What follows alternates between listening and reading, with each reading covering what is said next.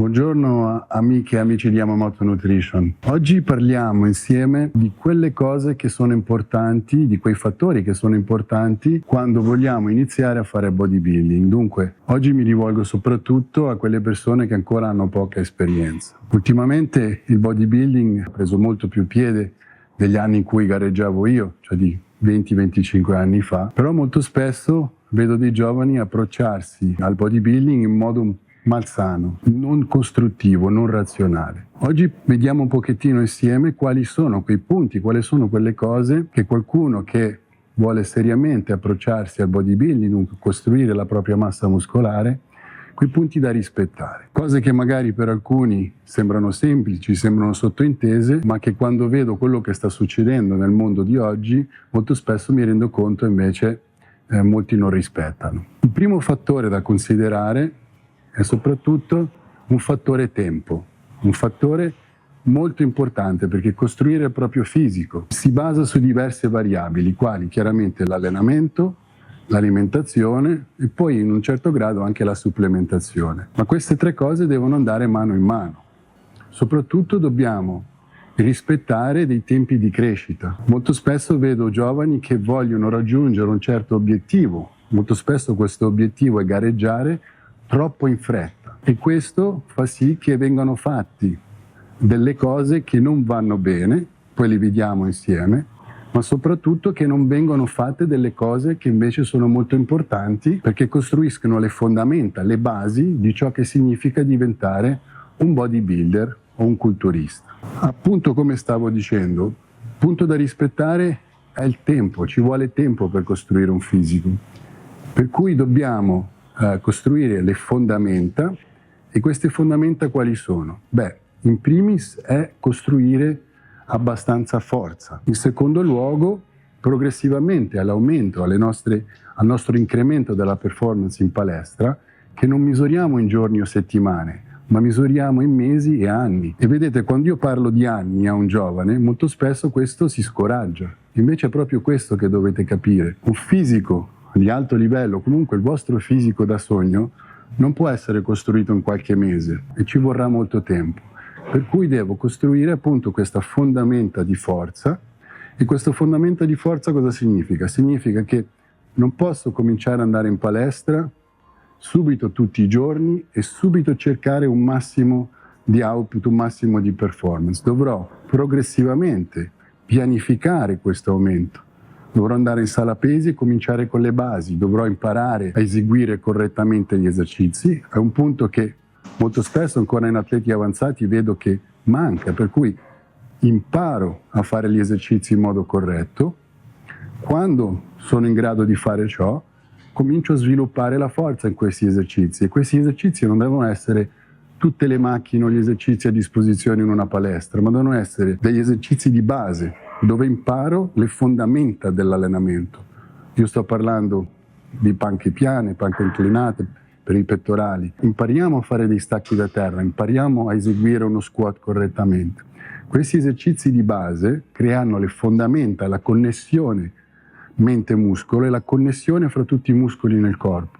Non andiamo in palestra e cominciamo a isolare bicipiti, tricipiti, femorali, ma impariamo le fondamenta e utilizzare quegli esercizi complementari che coinvolgono più gruppi, più distretti muscolari. Quando siamo in grado di fare ciò, dobbiamo cominciare a costruire la forza in questi esercizi e diventare più performanti. Allo stesso tempo, dobbiamo cominciare a capire che anche l'alimentazione, dunque l'apporto calorico, dovrà progressivamente all'aumento della mia performance nell'allenamento aumentare. Dunque dovrò step by step cercare di coniugare quello che io mangio, quell'introito calorico, alla mia performance. Dunque aumenta la mia performance, la richiesta di energia è maggiore e progressivamente andrò a aumentare la quantità di calorie che io mangio. A questo punto ancora non cerchiamo di essere troppo complicati in quello che facciamo. Veramente il punto più importante è una quantità calorica.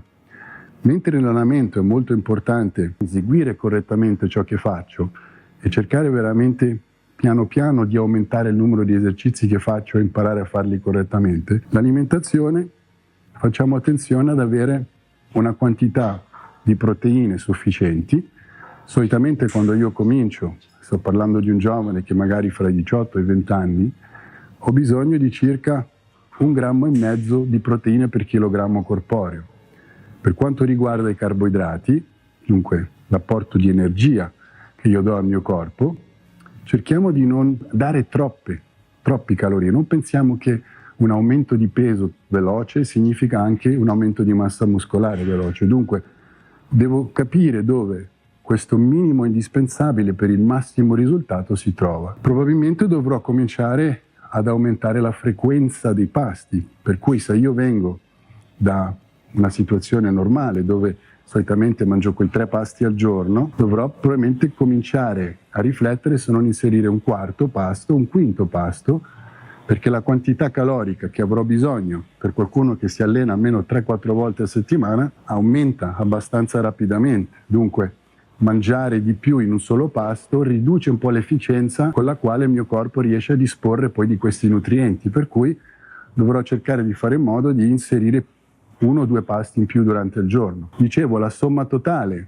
delle calorie deve essere superiore a quella che io spendo giornalmente, dunque fra l'allenamento e la mia attività quotidiana, ma non deve essere molto superiore. Cerchiamo di guadagnare in qualità e di non sovraccaricare il nostro sistema digestivo in modo esponenziale molto rapidamente. Cerchiamo di guadagnare qualità e non quantità. Dunque, imparo ad allenarmi in modo corretto, aumento la mia performance, progressivamente cercherò anche di aumentare la quantità di calorie che mangio, facendo attenzione ad avere un apporto proteico sufficiente, dunque quell'1,5 a un massimo di 2 grammi per chilogrammo corporeo, una quantità di carboidrati, dunque di glucidi sufficienti a compensare il mio dispendio energetico giornaliero, e per quanto riguarda i grassi, un minimo indispensabile per avere quelle attività, quelle funzioni metaboliche ottimizzate, sensibilità insulinica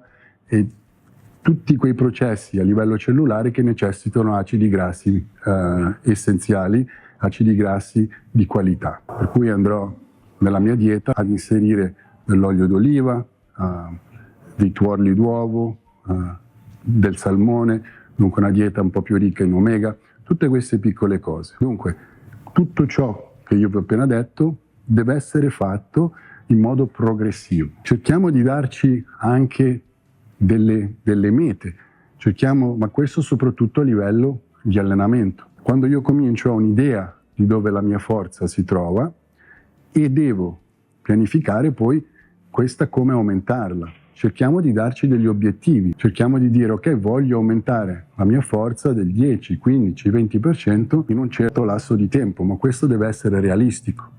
Per cui, vedendo come va l'andamento della mia progressione, dove ogni settimana, ogni allenamento cercherò quel piccolo incremento di forza, cerchiamo di darci degli obiettivi a corto e a lungo termine.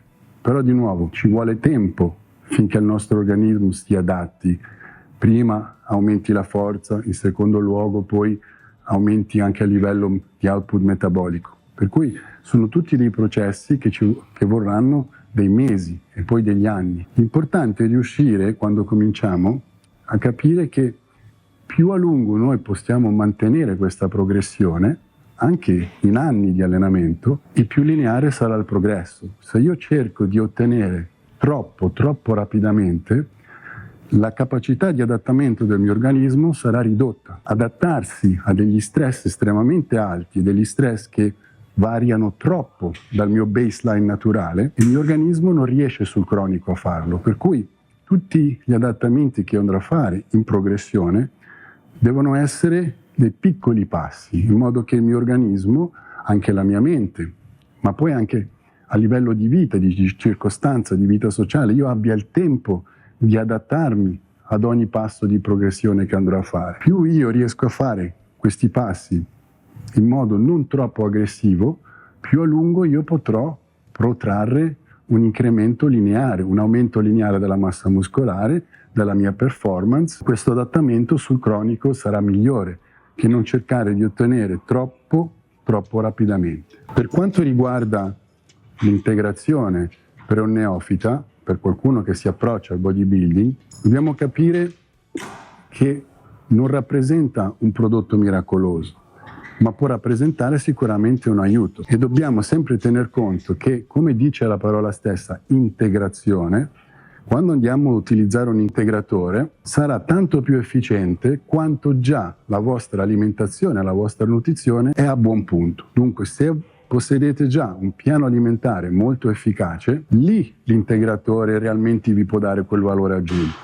E quali sono questi integratori che io consiglio a un neofito, qualcuno che si approccia al bodybuilding da poco tempo? Sicuramente l'integratore re di qualsiasi bodybuilder, anche di neofita, è la creatina. La creatina perché vi aiuta sicuramente in modo tangibile ad aumentare la vostra forza e la performance. Ripeto, se chiaramente a livello alimentare già fate il vostro dovuto, se siete in un deficit calorico o se comunque non avete un apporto nutrizionale adeguato, anche l'utilizzo di un supplemento sarà molto meno efficiente.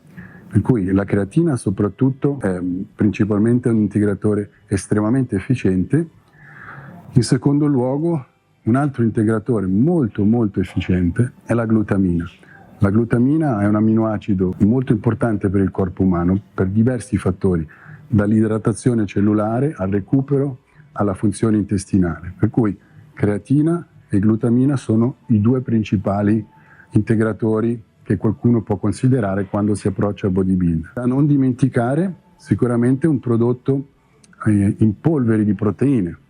Più alta la qualità meglio è, dunque parlo di una proteina isolata o idrolizzata che può essere utilizzata intorno all'allenamento o magari alla mattina. Magari può essere utilizzata anche in sostituzione di una proteina che io devo cucinare come un pollo o del pesce, per cui vi facilita un pochettino la gestione della vostra alimentazione durante il giorno. Glutamina, creatina e una proteina in polvere. Questi sono i 3 integratori che io mi sento di consigliare a chiunque si approccia al bodybuilding. Un saluto.